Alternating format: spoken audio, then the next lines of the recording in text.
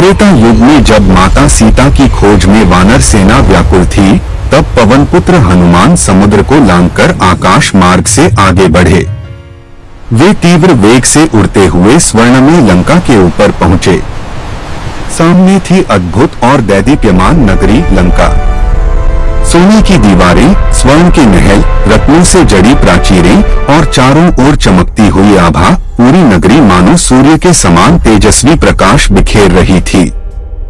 हनुमान जी आकाश में परिक्रमा करते हुए उस अलौकिक सौंदर्य को देख प्रसन्न हो उठे, पर उनके हृदय में एक ही संकल्प था, माता सीता की खोज। कुछ देर बाद उन्होंने विचार किया कि सीधे प्रवेश करना उचित नहीं होगा। वे धीरे धीरे नीचे उतरे और तुरंत ही अपना अत्यंत सूक्ष्म रूप धारण कर लिया। उस सूक्ष्म रूप में भी उनका तेज अद्भुत था, मानो छोटा सा दीपक अंधकार में चमक रहा हो। लंका के द्वार पर लंकनी पहरा दे रही थी, पर हनुमान जी इतने सूक्ष्म हो गए कि उसके पैरों के पास से ही बिना आहट के निकल गए। लंकनी को केवल एक क्षण के लिए दिव्य आभा का आभास हुआ, पर तब तक पवनपुत्र नगर के भीतर प्रवेश कर चुके थे। नगर में प्रवेश कर वे महलों और उद्यानों को पार करते हुए अंततः अशोक वाटिका पहुँचे। वहाँ का वातावरण शांत था, पर पीड़ा से भरा हुआ। वृक्षों के बीच एक अशोक वृक्ष के नीचे माता सीता विराजमान थी, क्षीण, चिंतित, पर भीतर से अटल और तेजस्विनी।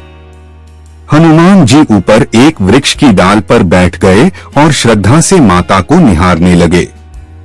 उनकी आंखों में करुणा और भक्ति उमड़ पड़ी। उचित अवसर देखकर हनुमान जी धीरे से नीचे उतरे और अत्यंत विनम्र स्वर में बोले, माता, मैं रामदूत हूँ। इतना कहकर उन्होंने भगवान श्री राम द्वारा दी हुई अंगूठी माता सीता के चरणों में रख दी। अंगूठी को देखते ही माता की आंखों में आशा के आंसू भर आए।